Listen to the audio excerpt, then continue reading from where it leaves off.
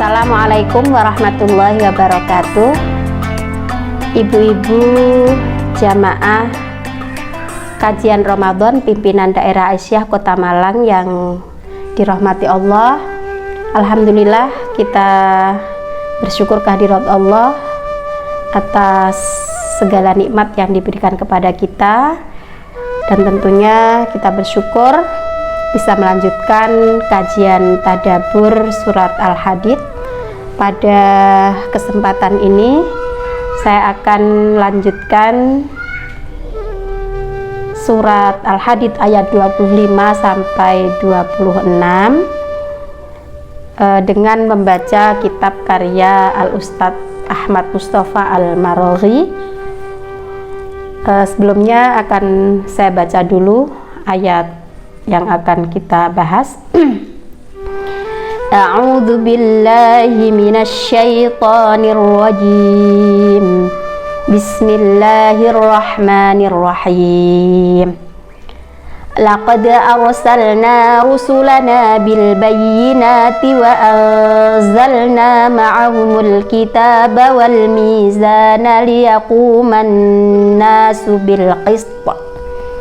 Wa anzalnal hadida fihi ba'sun syadidun wa manafi'u linnas.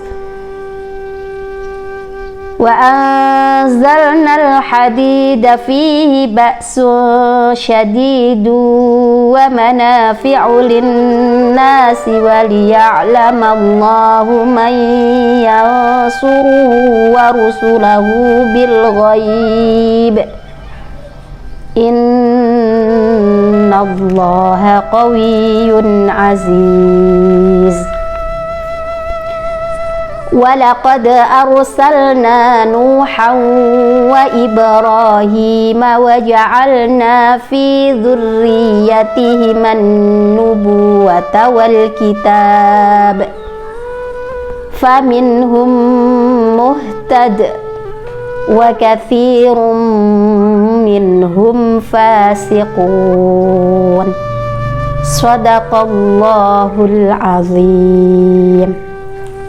Baik, kita coba terjemahkan. Bismillahirrahmanirrahim. Laqad arsalna, sungguh kami telah mengutus rusulana, rasul-rasul kami, bil bayyinati, dengan membawa bukti yang nyata, wa anzalna, dan kami turunkan, ma'ahum, bersama mereka, alkitab, kitab, wal mizana, dan neraca atau timbangan, liyaquman nasu bil qist, agar manusia melakukan keadilan.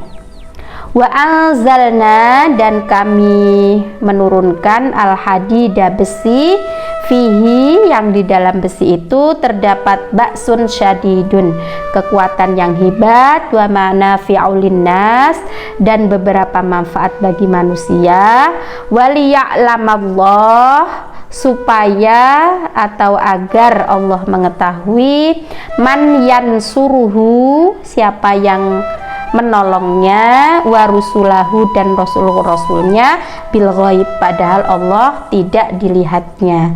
Innallaha, sesungguhnya Allah, qawiyyun, maha kuat, aziz, lagi maha perkasa. Sebelum kita masuk pada penjelasan tafsirnya atau tadaburnya, kita akan baca dulu kosakata Arabnya ya. Jadi di situ ada kata al-bayyinat.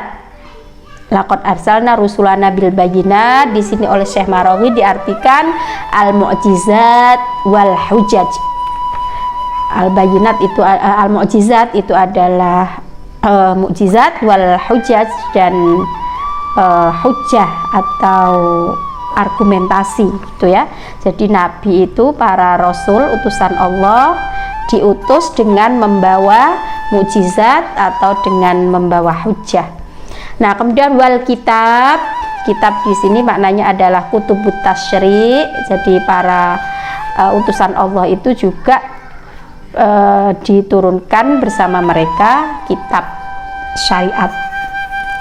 Wal mizan, mizan di sini diartikan dengan adil, tadi neraca, timbangan atau juga keadilan. Wal qist di sini oleh Syekh Maraghi diartikan al-haq, yakni kebenaran. Wa anzalnal hadid, maknanya khalaqnahu, jadi Allah telah menciptakan besi. Wal ba's, al ba's di sini maknanya adalah al quwah atau kekuatan. Nah, di ayat penggalan ayat tadi yang saya baca, a'udzubillahi minasyaitonirrajim, laqad arsalna rusulana bil bayyinati wa anzalna ma'ahumul kitaba wal mizana liyaquman nasu bil qist. Di sini penjelasannya, walaqad arsalna, dan sungguh kami telah mengutus al-anbiya, para nabi, ila umamihim, kepada umat-umat mereka, wa ma'ahum, dan bersama mereka. Jadi di samping diutus para nabi, utusan Allah, mereka juga dikirimkan pada mereka al-barohin. Mereka para nabi utusan Allah ini membawa bukti. Barohin jamak dari burhan, bermakna bukti, adalah ala sidqihim, yang menunjukkan pada kebenaran ajaran yang dibawa mereka.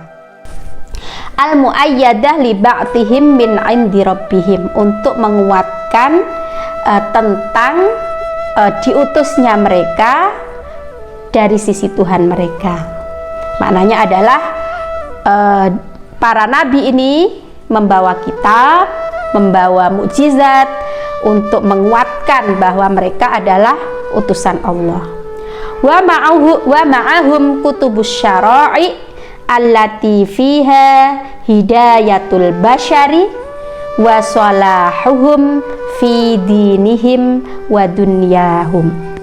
Jadi bersama para nabi itu mereka juga membawa kitab syariat yang di dalam kitab-kitab itu terdapat petunjuk bagi manusia dan kemaslahatan pada agama mereka dan juga dunia mereka.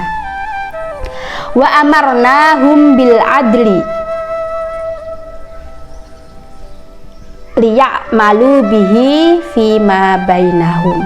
Nah, mereka juga diperintahkan untuk berbuat adil, ya, melakukan keadilan di antara mereka, wala yadhlimu ba'duhum ba'dha, dan tidak mendolimi sebagian yang lain terhadap sebagian yang lainnya.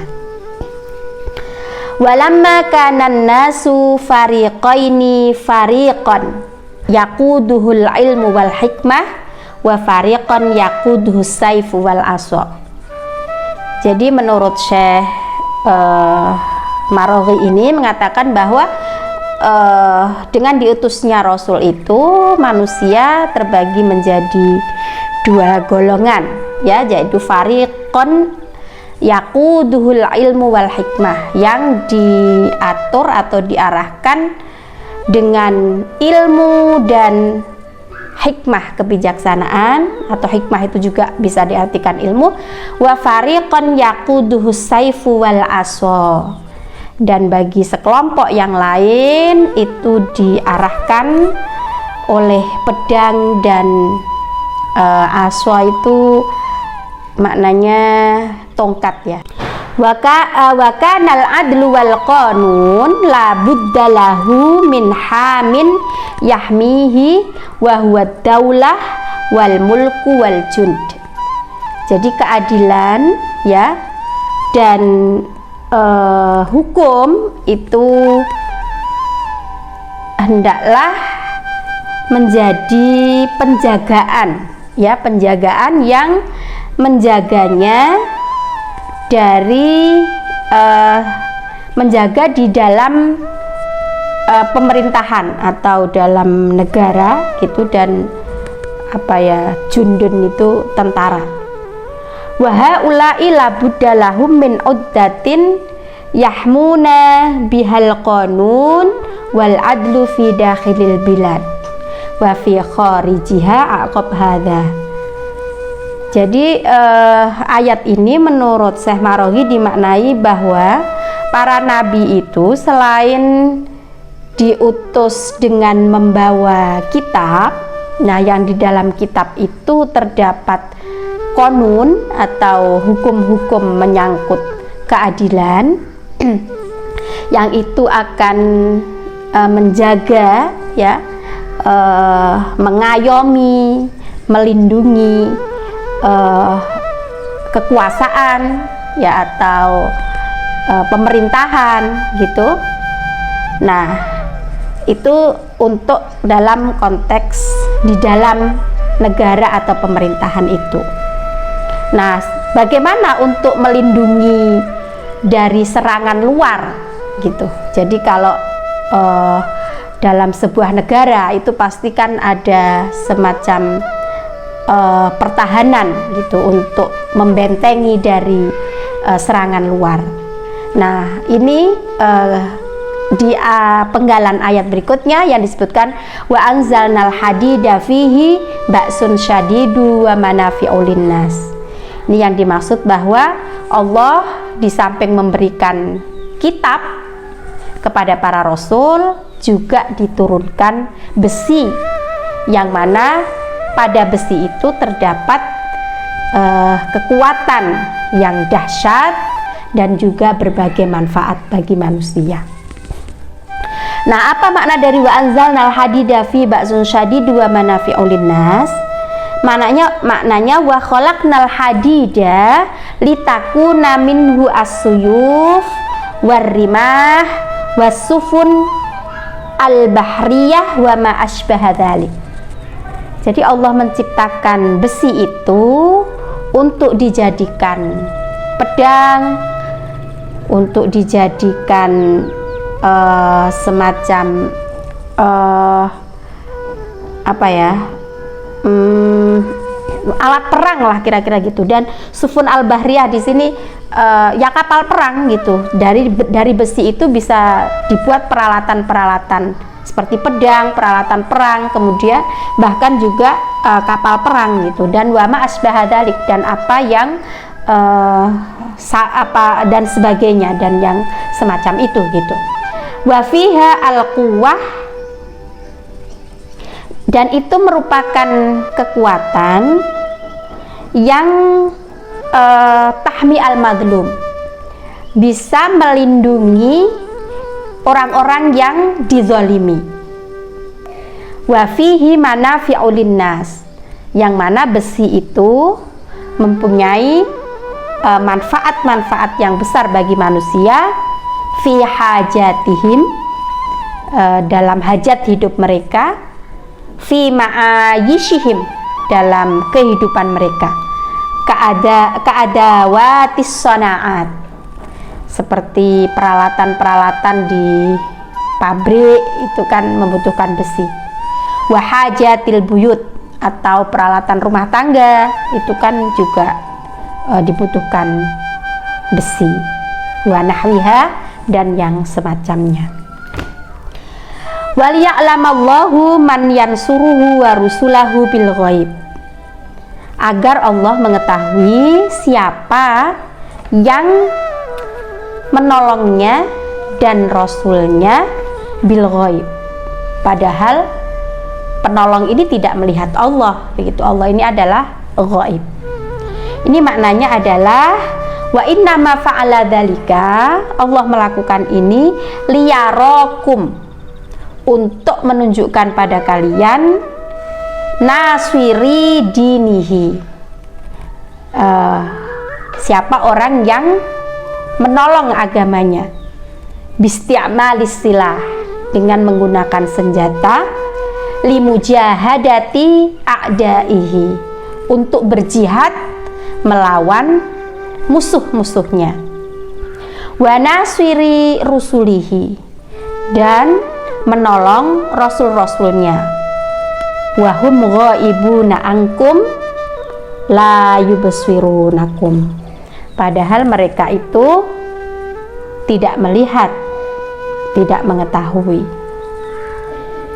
Di sini Syekh Maraghi mengutip hadis Nabi yang diriwayatkan oleh Ahmad dan Abu Dawud dari Ibnu Umar. Rasulullah bersabda, bu'ithtu bisayf baina yaday sa'ah hatta yu'badallaha wahdahu la syarikalah wa ja'ala rizki tahta dhilli ramhi wa ja'ala dhullah was-sighar ala man khalafa amri wa man tashabbaha biqaumin fahuwa minhum.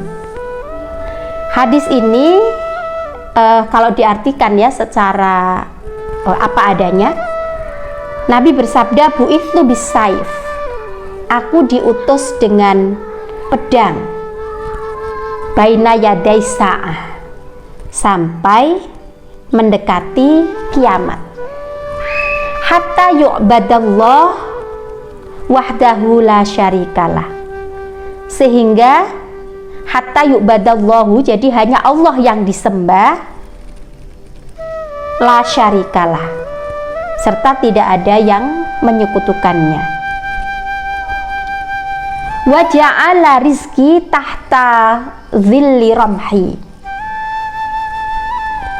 Allah menjadikan rizkiku, kata Rasul, di bawah naungan tombakku, tahta dhilli ramhi. Nah, selain itu, wa ja'ala dhullah was-sighar ala man khalafa amri. Selain itu, Allah menjadikan kehinaan dan kerendahan itu diperuntukkan bagi mereka yang menyelisihi urusanku atau yang tidak mematuhi perintahku. Wa man tashabbaha biqaumin fahuwa minhum. Barang siapa yang menyerupai suatu kaum, maka ini termasuk dari golongan mereka.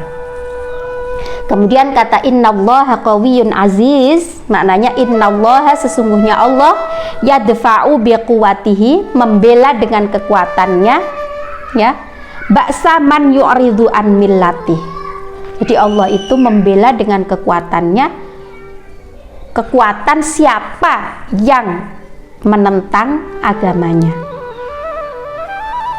La yaqdiru ahad ala daf'il uqubah mata ahallaha bi ahadin min khuluqih. Nah, ibu-ibu rahimakumullah, ayat ini kalau kita pahami sekilas ya,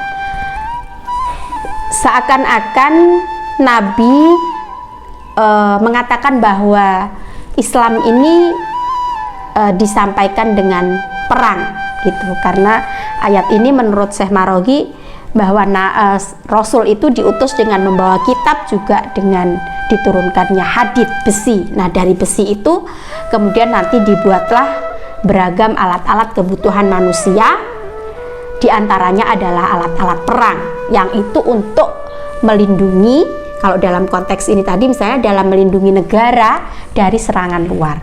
Jadi yang perlindungan terhadap warganya yang berada di dalam negara itu berkaitan dengan hukum, keadilan, al-qanun tadi. Namun jika terdapat serangan dari luar, maka perlu bersiap siaga dengan senjata yang terbuat dari besi tadi, kalau kita pahami. Nah, hadis yang mengatakan bahwa Nabi diutus dengan perang ini tidaklah mesti kita pahami secara tekstual, tapi kita perlu merujuk pada konteks zaman di mana ketika Islam hadir di Arab saat itu, terdapat dua peradaban besar, yaitu peradaban Romawi dan peradaban Persia yang kekuatan militernya sangat besar. Bahkan Romawi ini memiliki budaya barbar yakni melakukan menaklukkan wilayah, ya, itu pasti dengan perang. Sehingga dalam konteks ini bisa kita pahami bahwa ketika Nabi Muhammad membawa akidah yang baru, maka di samping dengan membawa kitab Al-Quran yang di dalamnya terdapat hujah, terdapat hidayah, juga al-ulum dan hikmah tadi, maka diperlukan juga kesiapsiagaan militer yang mungkin, ya, kalau pada zaman itu Nabi juga bersiap untuk melakukan peperangan untuk melawan musuh-musuh yang memusuhi Islam saat itu. Selanjutnya akan kita lanjutkan pada ayat berikutnya, ya, dari surat Al-Hadid ayat 26. Walaqad arsalna Nuhan wa Ibrahim wa ja'alna fi dzurriyyatihim an-nubuwata wal kitab faminhum muhtadin wa katsirun minhum fasiqun. Nah, di sini penjelasannya, walaqad arsalna Nuha wa Ibrahim wa ja'alna fi dzurriyyatihim an-nubuwwal kitab. Maknanya walaqad ba'atsna, dan sungguh kami telah mengutus Nuh ila ta'ifatin, kepada segolongan, ya, man khalaqna, segolongan yang telah kami ciptakan, segolongan manusia yang telah kami ciptakan. Tsumma ba'atsna Ibrahim min ba'dihi liqaumin akharin. Kemudian kami utus pula Ibrahim sesudahnya liqaumin akharin, kepada kaum yang lain. Walam nursil ba'dahuma, dan tidak kami utus sesudahnya rasul-rasul bisyara'i', dengan syariat, illa min dzurriyyatihima, kecuali dari anak turun mereka berdua. Nah, faminhum muhtad wa katsirum minhum fasiqun. Maknanya famin dzurriyyatihima, dari anak keturunan mereka berdua ini, muhtad ilal haq, jadi memberi petunjuk kepada jalan kebenaran. Wa katsirum minhum dullal kharijun, dan sebagian besar dari mereka itu orang-orang yang sesat, kharijuna an taatillah, keluar dari ketaatan kepada Allah, dahibuna ila taatis syaitan. Jadi mereka menuju ketaatan kepada syaitan. Mudassuna anfusahum bistirahil atham, yaitu mereka membinasakan diri mereka dengan melakukan dosa. Ayat ini mungkin bisa kita pahami, ya, bahwa Allah mengutus Nabi Nuh dan Nabi Ibrahim, dan dijadikan dari keturunan mereka berdua itu an-nubuwah wal kitab, jadi turun para nabi-nabi.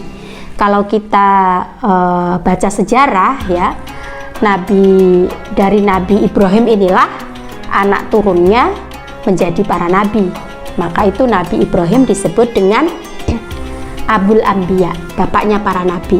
Jadi kita baca di sejarah, Nabi Ibrahim punya anak Ismail dan Ishak. Nah, dari Ishak ini nanti turun Nabi Yakub, kemudian Nabi Yusuf. Jadi dari cucu, kakek, buyut, semuanya nabi. Nah, begitu juga Nabi Ismail nanti turun-turun sampai ke Nabi Muhammad. Nah, ini bisa kita merujuk juga pada surat As-Saffat. Itu di ayat 83 disebutkan wa inna min syi'atihi la Ibrahim, dan sesungguhnya termasuk dari golongannya Nabi Nuh itu adalah Nabi Ibrahim. Ya, karena Nabi Ibrahim ini melanjutkan ajaran tauhid yang dibawa oleh Nabi Nuh. Sebelum itu disebutkan juga wa ja'alna dzurriyyatahu humul baqin, dan kami jadikan anak keturunannya Nabi Nuh itu penerus yang melanjutkan sampai generasi sekarang. Sehingga ada ulama tafsir yang mengatakan bahwa di samping mempunyai anak yang bernama Kan'an yang ikut tenggelam ketika terjadi banjir besar yang menimpa kaum yang tidak beriman pada Nabi Nuh itu, terdapat 3 anak Nabi Nuh yang lain yang bernama Sam, Ham, dan Yafus, yang ini selamat dari banjir besar itu. Dan dari Sam, Ham, dan Yafus ini yang menurunkan bangsa-bangsa di dunia sampai sekarang. Jadi ada yang mengatakan dari Sam itu kemudian turun bangsa Arab, bangsa Romawi, kemudian nanti dari anak yang lain turun bangsa-bangsa Persia, bangsa-bangsa Turki, bangsa Afrika, dan lain sebagainya. Itu berasal dari 3 anak Nabi Nuh itu. Nah, kemudian nanti turun-turun sampai ke Nabi Ibrahim, sampai ke anak cucunya, yang mereka juga menjadi para nabi, penerus pembawa risalah kenabian. Kira-kira itu ibu-ibu yang bisa saya sampaikan terkait dengan tadabbur dari surat Al-Hadid ayat 25 dan 26. Kurang lebihnya mohon maaf. Nasrum minallahi wa fathun qarib wa basyiril mu'minin. Assalamualaikum warahmatullahi wabarakatuh.